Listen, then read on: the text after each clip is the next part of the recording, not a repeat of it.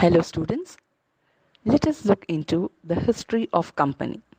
The company legislation in India owes its origin to the English Company Law. The Companies Acts passed from time to time in India had been following the English Companies Act with certain modification. Even the Companies Act 1956, it is said to be closely followed by the UK Companies Act 1948. In London, the earliest business associations during 11th to 13th century were called the Merchant Guild. These guilds obtained charters from the crown mainly to secure for their members a monopoly in respect of a particular trade or commodity. These associations were either formed a commenda or societas.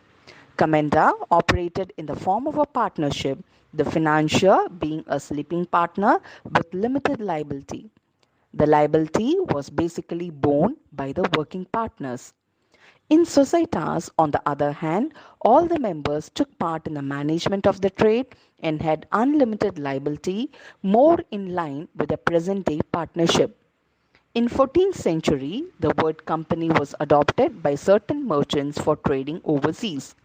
By the end of 16th century, royal charters granted monopoly of trade to members of the company over a certain territory. These companies were called as a regulated company. East India Company was one such regulated company established by the charter during the year 1600. It had monopoly of trade in India. Its members could carry on trade individually and had the option to subscribe to the joint fund or stock of the company. After such voyage, the profits made together with the subscribed amount were divided among the members. In 1653, however, a permanent subscribed fund was introduced called joint fund or stock of the company.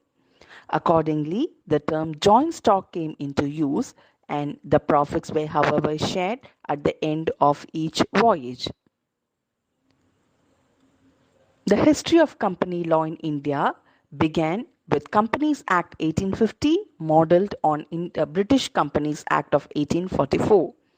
The Indian Companies Act of 1913 was based on the British Companies of 1908.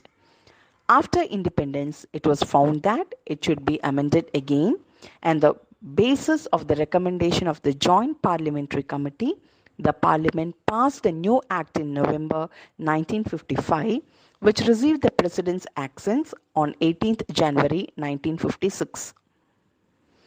So, the enacted law contained 658 sections and 14 schedules. The new bill 2012 was approved by Lok Sabha on 18th December 2012 and by Rajya Sabha on 9th August 2013. On 29th August 2013, the Indian Companies Act was passed. Now, it has been amended to 470 sections and 7 schedules. Thank you.